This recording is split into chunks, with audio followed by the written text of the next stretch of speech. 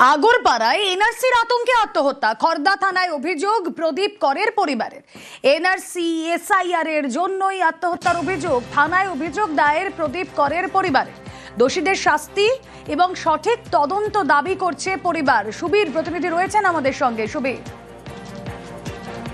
দেখো, এই যে আগরপাড়া মহাদিনগরের যে প্রদীপ কর তার যে মৃত্যুর ঘটনা, এই ঘটনায় কিন্তু ইতিমধ্যেই তার যে ভাইয়ের স্ত্রী অর্থাৎ মৌসুমী কর, সে কিন্তু খর্দা থানাতে লিখিত অভিযোগ করেছে এবং সেই অভিযোগে কিন্তু এনআরসি এবং এসআইআর এর জন্যই আত্মঘাতী হয়েছেন প্রদীপ কর, এমনটা কিন্তু অভিযোগে তিনি উল্লেখ করেছেন। পাশাপাশি তিনি বলেছেন যে সঠিক তদন্ত হোক এবং সত্যটা উদ্ঘাটিত হোক। পাশাপাশি তোমাকে জানিয়ে রাখি, এই যে ঘটনা অর্থাৎ এই প্রদীপ করের যে মৃত্যুর ঘটনা, এই ঘটনায় কিন্তু এলাকার মানুষজন যারা রয়েছে তারা কিন্তু সরব হয়েছেন এবং তারা কিন্তু প্রতিবাদ জানিয়ে তারা বিক্ষোভ দেখিয়েছেন। তারা বলছেন যে তারা কোনোভাবে কিন্তু এইভাবে একটা মানুষের মৃত্যু হবে, একটা আতঙ্কে মৃত্যু হবে, এই নিয়ে তারা কিন্তু কোনোভাবে চান না মহাদিনগরের বাসিন্দারা যে এনআরসি বা এসআইআর রাজ্যে চালু হোক।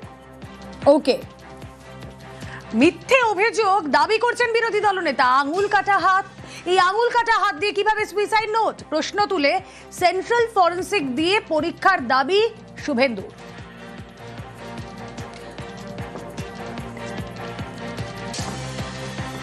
তো পুরো সাজানো, সব লোক জানে।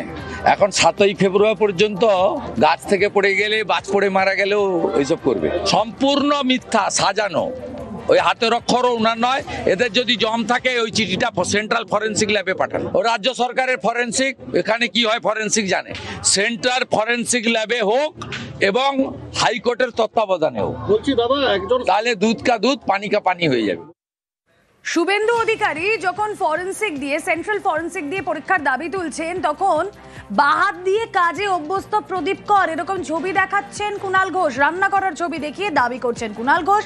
মৃত্যু নিয়ে কটাক্ষ না করে আতঙ্ক কমাক বিজেপি। পদ্ম শিবিরকে পাল্টা তোপ কুণাল ঘোষের। একটি ছবি আমাদের হাতে এসেছে, আমরা এখনো তার সত্যতা যাচাই করা তো সম্ভব হয়নি। প্রদীপ করকে দেখা যাচ্ছে তিনি রান্না করছেন, তার বাঁ হাতকে মূলত ব্যবহার করছেন খুন্তিটির জন্য এবং একটা পিকনিকে, মানে বাড়ির ছোট্ট 4টে আলু নয়, ওটার মধ্যে অন্তত 40 পিস আলু আছে এবং খুব সক্রিয়ভাবে রান্না করছেন। ফলে একজনের মৃত্যু নিয়ে ডান হাত অকেজো লিখলেন কি করে, তার মৃত্যু নিয়ে কটাক্ষ না করে আমার মনে হয় this is a unfortunate case and related to this panic of SIR, NRC related panic. So we must address this problem properly. আগরপাড়ায় এনআরসি আতঙ্কে আত্মঘাতী। প্রতিবাদে আগরপাড়ায় মিছিল তৃণমূলের। জাস্টিস ফর প্রদীপ কর স্লোগান। গতকাল প্রদীপ করের বাড়িতে যান অভিষেক বন্দ্যোপাধ্যায়। তার কারণে একের পর এক দুর্ঘটনা। সারা বাংলায় একটাই স্বর, সারা বাংলায় একটাই স্বর, সারা বাংলায় একটাই স্বর। এসআইআর আতঙ্কে আত্মহত্যা তোপ মমতার। এক্সপোস্টে বিজেপি এবং নির্বাচন কমিশনকে একযোগে নিশানা। স্বরাষ্ট্রমন্ত্রী কি দায় নেবেন প্রশ্ন তুলেছেন মুখ্যমন্ত্রী মমতা বন্দ্যোপাধ্যায়। আগরপাড়ার প্রদীপ করের মৃত্যু উল্লেখ করে তোপ। এক্স হ্যান্ডেলে পোস্টে ইলামবাজারের ক্ষিতীশ মজুমদারের মৃত্যুর প্রসঙ্গও এনেছেন মমতা বন্দ্যোপাধ্যায়। দিনহাটায় আত্মহত্যার চেষ্টার ঘটনা নিয়েও সরব মমতা বন্দ্যোপাধ্যায় এবং তিনি বলছেন স্বরাষ্ট্রমন্ত্রী কি এর জবাব দেবেন। পরিবার পরিজন নিয়ে নিজেদেরই ভিটে থেকে উচ্ছেদ করা হতে পারে, এই আতঙ্ক যাদের মনে ঘিরে বসেছে, এই ভয়ে পশ্চিম মেদিনীপুরের কোতোয়ালির 95 বছরের ক্ষিতীশ মজুমদার জীবন শেষ করে দিলেন, যিনি তার মেয়ের সঙ্গে বীরভূমের ইলামবাজারে থাকতেন। এই রাজনৈতিকভাবে প্ররোচিত মর্মান্তিক ঘটনার জবাব কে দেবে? স্বরাষ্ট্রমন্ত্রী কি দায়িত্ব নেবেন প্রশ্ন তুলছেন মমতা বন্দ্যোপাধ্যায়।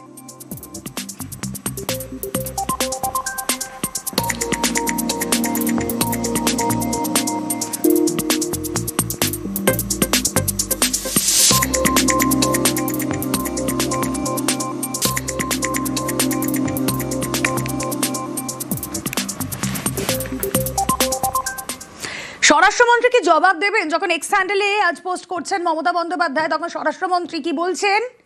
বাংলা এসআইআর বিরোধিতা তৃণমূলের, চড়াসুর অমিত শাহ। গতকাল অমিত শাহ বললেন বিরোধীরা ত্রুটিমুক্ত তালিকা চায় না। নেটওয়ার্ক 18-এর কনক্লেভে তোপ অমিত শাহ। कितने सारे लोगों की मृत्यु होती है, कितने सारे नए मतदाता आते हैं, कितने सारे लोगों के एड्रेस बदलते हैं, ढेर सारे घुसपैठिए घुसे। तो तो मतदाता सूची का शुद्धिकरण होना ये बहुत जरूरी होता है। पर मैं नहीं समझता इसमें सहयोग करने की जगह विपक्ष क्यों इसका विरोध कर रहा है। उनको दूषित मतदाता सूची ही चाहिए जिसके आधार पर वो असली जनादेश को छिपा सकते, इसलिए वो इसका विरोध करते हैं। वरना सबने सहयोग करना चाहिए। हर बूथ में हर पार्टी को अपना एजेंट बनाने की छुट्टी दी है चुनाव आयोग ने। हर स्तर पर सुनवाई की प्रोविजन रखा है। सुप्रीम कोर्ट तक गए, सुप्रीम कोर्ट ने भी इसको अप्रूव करा। अब क्या आपत्ति है, मैं तो समझ नहीं सकता।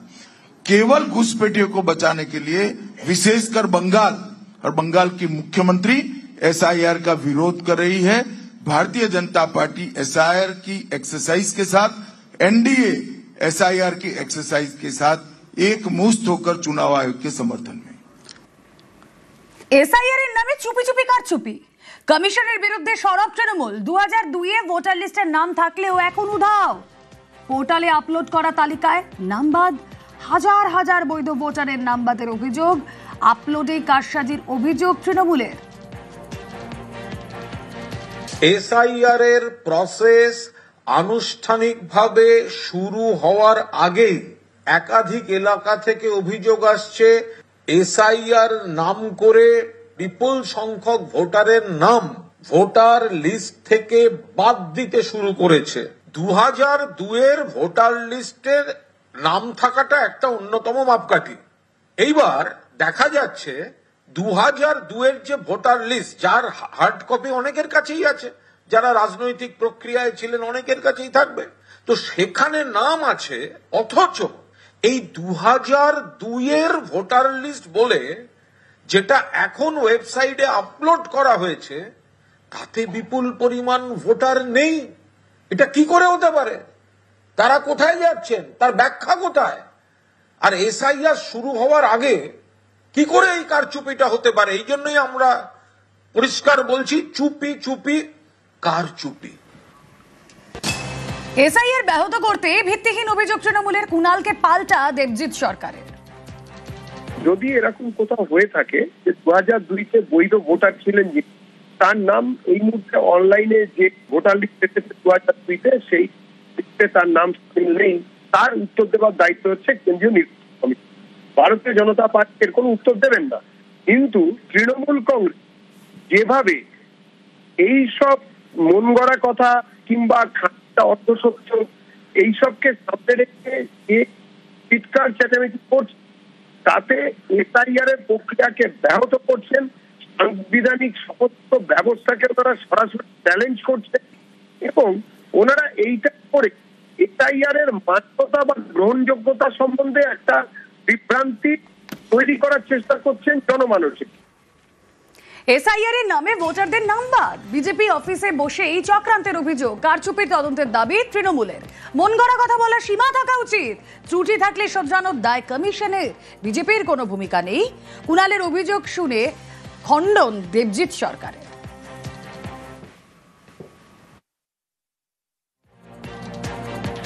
এই যে এরা বলছে, এরা জানে এই চক্রান্তটা, এই যে মুখে বলছে না এত লোক বাদ যাবে, এটা পরিকল্পিত চক্রান্ত। বিজেপির পার্টি অফিসে বসে চক্রান্ত হয়েছে, সেই চক্রান্ত ইলেকশন কমিশনের মাধ্যমে তাদের ওয়েবসাইটে উঠছে।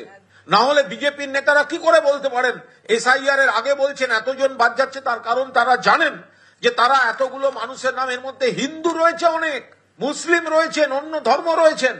এই বিপদটা শুধুমাত্র যদি কেউ ভাবেন যে অমুক ধর্মের বিপদ নয়, এটা সকলের বিপদ। দেখুন, বিজেপি পার্টি অফিসে বসে এটা হচ্ছে, এটা কেন বলছেন? মানে এ তো কোনো অদ্ভুত কথাবার্তা। মন গড়া কথা বলার একটা সীমা থাকা উচিত। বিজেপি পার্টি অফিসে বসে হচ্ছে, তৃণমূল পার্টি অফিসে বসে হচ্ছে, কিংবা অন্য কোনো পার্টি অফিসে বসে হচ্ছে, বা রাস্তার চায়ের দোকানে বসে হচ্ছে, এইসব কথা বলার মানে কি? যদি কিছু ত্রুটি হয়ে থাকে সেই ত্রুটি কমিশনের অফিসে বসেই হয়েছে, কিংবা যারা কমিশনকে ইনপুট দিয়েছেন তাদের তরফ থেকে হয়েছে, সেটা কমিশন দেখবেন। নাম উধাওয়ের রিপোর্ট তলব, 2002-এর তালিকার পর ভোটারদের নাম বাদের অভিযোগ, তৃণমূলের অভিযোগের ভিত্তিতে রিপোর্ট তলব। উত্তর 24 পরগনা, কোচবিহারের ডিএমকে রিপোর্ট দেওয়ার নির্দেশ নির্বাচন কমিশনের। কথা বলবো, সোমরাজ বন্দ্যোপাধ্যায় রয়েছেন সঙ্গে। সোমরাজ, দেখো, তৃণমূল কংগ্রেসের তরফে আজকে অভিযোগ আনা হয় যে 2020 যে তালিকা, সেই তালিকা এবং বর্তমান যে ভোটার তালিকা তাতে দেখা যাচ্ছে কোচবিহারের নাটাবাড়ি বিধানসভা, মাথাভাঙা বিধানসভায় একাধিক নাম উধাও হয়ে গেছে। উত্তর চব্বিশ পরগনার অশোকনগর বিধানসভা কেন্দ্রের হাবড়া 2 নম্বর ব্লকের গুমা 1 নম্বর গ্রাম পঞ্চায়েতেরও একাধিক ভোটার তালিকায় ভোটারের নাম নেই। গোটা বিষয়টি রাজ্যের মুখ্য নির্বাচনী আধিকারিকের দপ্তরের নজরে এসেছে এবং তারা ইতিমধ্যে উত্তর চব্বিশ পরগনার জেলাশাসক এবং কোচবিহারের জেলাশাসকদের থেকে রিপোর্ট চেয়েছে। মূলত 2002-এর যে ভোটার তালিকা, সেই ভোটার তালিকার জেলাশাসকদের দপ্তর থেকেই পাঠানো হয়েছে। রাজ্যের মুখ্য নির্বাচনী আধিকারিকের দপ্তর থেকে কোনো তালিকা ছিল না, জেলাগুলির থেকেই রিপোর্ট এসেছে। ফলত এই নামগুলি কি আদৌ বাদ পড়েছে বা বাদ পড়ার আদৌ কোনো কারণ ছিল নাকি সেই সময় বুথগুলির কোনো ছিল না, গোটা বিষয়টি জানতে চেয়েই এই 2 জেলাশাসকদের থেকে রিপোর্ট চাওয়া হয়েছে। দ্রুত সেই রিপোর্ট দেওয়ার নির্দেশ কমিশন দিয়েছে 2 জেলাশাসকদের। ওকে, তৃণমূল মুখপাত্র কুণাল ঘোষ কি অভিযোগ করেছিলেন শুনুন একবার। Booth number 2 Natabari assembly constituency Coochbehar, 2002-এর যে ভোটার লিস্ট তাতে 717টি নাম ছিল। এটা হচ্ছে সেই হার্ড কপিটা, কিন্তু এখন যে অনলাইন যেটা আপলোড করা হয়েছে ওই একই বুথে সেখানে দেখা যাচ্ছে 140। তাহলে 717 থেকে 140 হলো কি করে? এই জবাব কে দেবে? বুথ নাম্বার 160 মাথাভাঙা, ওখানে 2002 সালে মোট ভোটার ছিল 846। 417 নম্বর যে মানুষটি ছিল সেখান থেকে 841 নম্বর যিনি রয়েছেন এই সিরিয়াল নাম্বার, এদের কোনো ট্রেস নেই। আরো বিস্ময়কর ঘটনা উত্তর চব্বিশ পরগনার অশোকনগরে, বুথ নাম্বার 159, বলছে ভোটার নেই, একটা বুথ আছে, ভোটাররা গেলেন কোথায়? নারায়ণ গোস্বামী আমাদের অশোকনগরের এমএলএ ইতিমধ্যেই ইলেকশন কমিশনে কমপ্লেন করেছেন। এই 2002 শব্দটার মধ্যেও একটা বিরাট কারচুপি ঢুকিয়ে রাখা হয়েছে কিনা তদন্ত দরকার, অবিলম্বে তদন্ত দরকার। স্পেশাল ইন্টেন্সিভ রিভিশন নিয়ে বাগযুদ্ধ তুঙ্গে, বাগযুদ্ধে বিজেপি তৃণমূল, কোথাও এসআইআর নিয়ে বিরোধিতা নেই, একমাত্র এ রাজ্যে বিরোধিতা তৃণমূলের, আর তৃণমূলকে নিশানা বিরোধী দলনেতা শুভেন্দু অধিকারীর। 12টা রাজ্যে এবং কেন্দ্রশাসিত অঞ্চলে হচ্ছে, কারো চুলকাচ্ছে না। এটা তো নতুন নয়, 2002 সালে তো এসআইআর হয়েছে, 26 লক্ষ ভোটার বাদ গেছে। তা মৃত ভোটার, ভুয়া ভোটার বাংলাদেশের মুসলমান পশ্চিমবঙ্গে থাকবে কেন? ডিটেক্ট, ডিলিট অ্যান্ড ডিপোর্ট, একটাও বাংলাদেশি মুসলমান অনুপ্রবেশকারীকে পশ্চিমবঙ্গে রাখা হবে না। কান খুলে যত পারেন চিল্লার, কোনো অসুবিধা নেই। বিহারও করেছিলেন, কোনো লাভ হয়নি। ভারত মায়ানমার সীমান্ত দিয়ে রোহিঙ্গা অনুপ্রবেশ, ভুয়ো ভোটার বাদ দিতে কেন ত্রিপুরা, মেঘালয়ে এসআইআর নয়? প্রশ্ন তুলে কমিশন বিজেপিকে নিশানা কুণাল ঘোষের। বিহারে বিরোধিতা হয়নি, বিজেপি যেখানে এটা করতে যাচ্ছে সেখানে যারা বিরোধী দল সেখানেই আপত্তি তুলবে। তো পরিষ্কার বলছি, সামনে যে কটি রাজ্যের ভোট আছে তার মধ্যে একমাত্র পশ্চিমবঙ্গে এটা হতে চলেছে, বিহারে করেছে যেহেতু ভোট।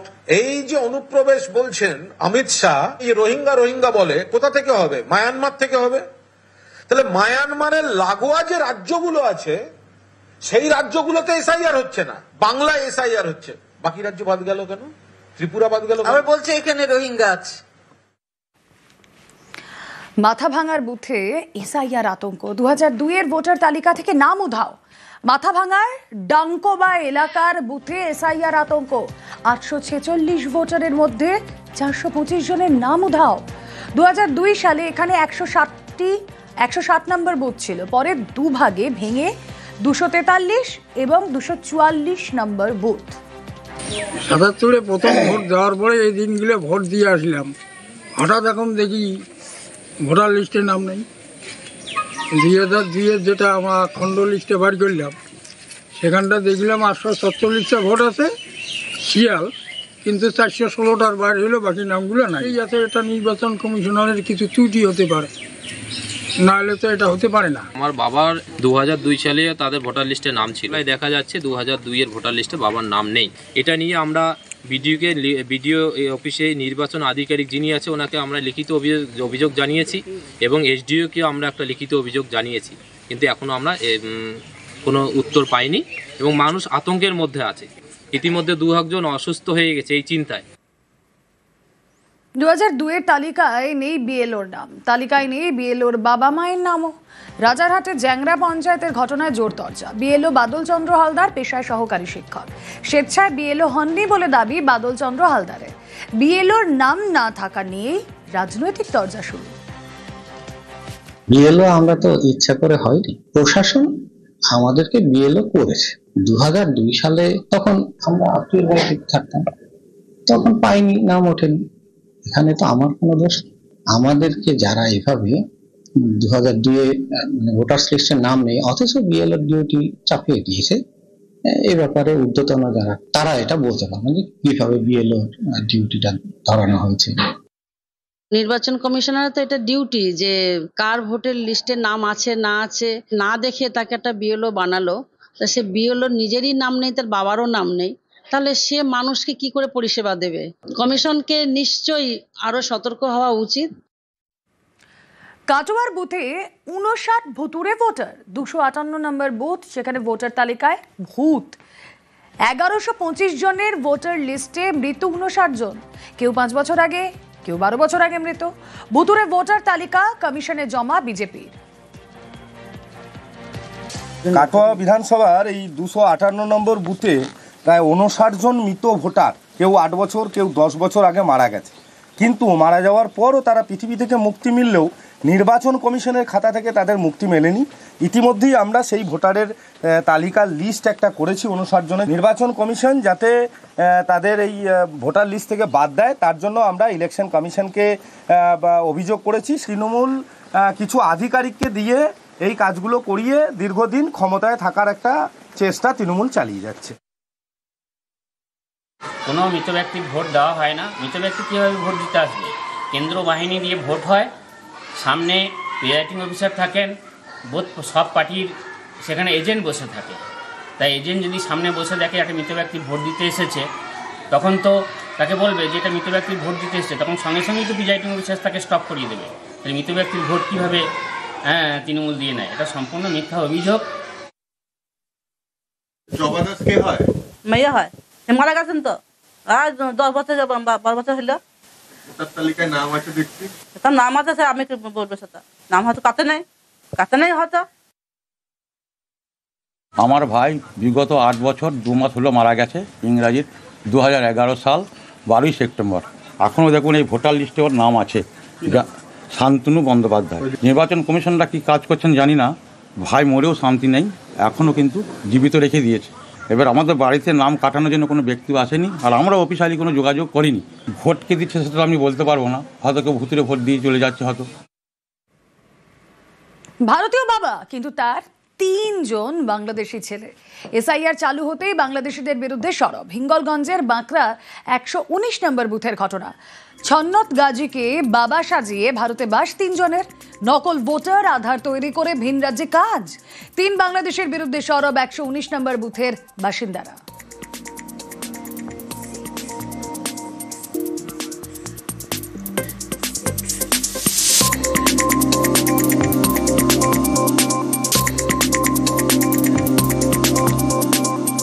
এক বছর ধরে ভারতে বসবাসের অভিযোগ খোঁজ নিয়ে দেখবেন বলে জানিয়েছেন বিএলও।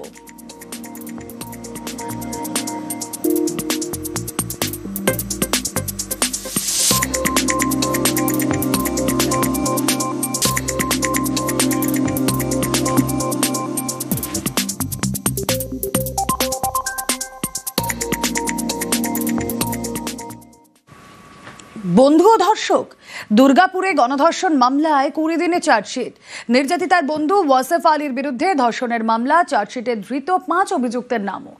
অপু বাউরি, শেখ নাসির উদ্দিন, শেখ ফিরদৌসের বিরুদ্ধে মামলা। বিস্তারিত জানাবেন প্রতিনিধি অর্পণ রয়েছেন সঙ্গে। অর্পণ, দেখো একেবারে দুর্গাপুরের আইসিসিটি মেডিকেল পড়ুয়াকে ডাক্তারি পড়ুয়ার যে অভিযোগ হয়েছিল যে ধর্ষণের অভিযোগ, এবং এই ঘটনায় কিন্তু 20 দিন পর আসানসোল দুর্গাপুর পুলিশের তরফ থেকে কিন্তু দুর্গাপুর মহকুমা আদালতে চার্জশিট পেশ করা হয় এবং সেখানে নির্যাতিতার সহপাঠী অর্থাৎ ওয়াসেফ আলী তার বিরুদ্ধে শুধু কিন্তু ধর্ষণের মামলা রয়েছে, পাশাপাশি তথ্য লোপাটের মামলা রয়েছে এই সহপাঠীর বিরুদ্ধে। পাশাপাশি অপু বাউরি, শেখ নাসির উদ্দিন ও ফিরদৌস শেখ এদের বিরুদ্ধে গণধর্ষণ, তোলাবাজি, ডাকাতি এই সমস্ত মামলা রয়েছে এবং শেখ রিয়াজউদ্দিন এবং ফতিক শেখের বিরুদ্ধে ছিনতাই, ডাকাতি এইসব মামলা রয়েছে। যদিও এই গোটা ঘটনায় কিন্তু পুলিশ তদন্ত প্রক্রিয়া চালাচ্ছিল এবং টিআই প্যারেড হয় সেখানে দুর্গাপুরের যে উপসংশোধনাগার, তারপরে কিন্তু ঠিক 20 দিন পর চার্জশিট দাখিল হয়। ওকে, আপনারা জানেন যে 10 তারিখের ইনসিডেন্ট, আজকে আমাদের চার্জশিট জমা পড়ে গেল 30 তারিখের মধ্যে, অর্থাৎ 20 দিনের মধ্যে। আমাদের এই কেসে যে সেকশনে চার্জশিট জমা পড়লো সেটা হলো সেকশন 70 সাবসেকশন 1, মানে গ্যাং রেপ, সেকশন 74, 76, 78, 75, 79, অর্থাৎ আউটরেজ টু দ্য মডেস্টি বা ক্রাইম এগেনস্ট উমেনের যে কটা সেকশন রয়েছে সেগুলো সব। এর সাথে আমাদের এক্সটর্শন, ডাকাতি, একে রেস্ট্রেন করে ক্রাইম করা, এইরকম আমাদের বিভিন্ন সেকশনে চার্জশিট জমা পড়েছে। আমরা প্রেয়ার করেছি স্টেটের তরফে যে যাতে কাস্টডি ট্রায়াল হয়, মানে খুব তাড়াতাড়ি ট্রায়ালটা শুরু হয় এবং শেষ হয়। ওই নির্যাতিত সহপাঠী তাকে কি সেকশন দেওয়া হয়েছে? তাকে রেপের কেসে তার এগেন্সে সেকশন আমাদের 64 সাবসেকশন 1 এসছে, যা আমরা ইনগ্রিডিয়েন্ট পেয়েছি। এবার ট্রায়াল হোক, এগুলো সব প্রাইমা ফেসি। বিশ্বভারতীতে চুরি, হেরিটেজ কোর এলাকায় চুরির ঘটনা। স্টোর রুম থেকে উধাও কম্পিউটারের সরঞ্জাম, প্রায় 120টি ইউপিএস ও স্টেবিলাইজার চুরি। বিশ্বভারতীর নিরাপত্তা নিয়ে প্রশ্ন উঠছে। ইন্দ্রজিৎ রয়েছেন সঙ্গে। ইন্দ্রজিৎ, বিশ্বভারতীর মতো একটা হেরিটেজ বিল্ডিং, তারা একদম কোর এলাকায় চুরি হচ্ছে কিভাবে? একদম যেটা বলে রাখবো, বিশ্বভারতীর যে কোর এলাকা, সেই একদম এলাকার মধ্যেই কিন্তু জাপানিজ এবং চাইনিজ ভবন, ঠিক তার পেছনেই হচ্ছে স্টোর রুম, আর ঠিক সেখানেই কিন্তু চুরি ঘটনা ঘটেছে এবং কম্পিউটারে স্টেবিলাইজার থেকে শুরু করে ইউপিএস সমস্ত কিছু চুরি হয়ে গেছে। ইতিমধ্যেই শান্তিনিকেতন থানায় লিখিত অভিযোগ দায়ের করেছে বিশ্বভারতী এবং পুলিশ তদন্ত শুরু করেছে। কিন্তু সব থেকে বড় প্রশ্ন, কিভাবে চুরি হলো সেটা নিয়েই কিন্তু বিশ্বভারতী যেহেতু আশ্রমিকরা রয়েছে তারা কিন্তু প্রশ্ন তুলছে। ওকে।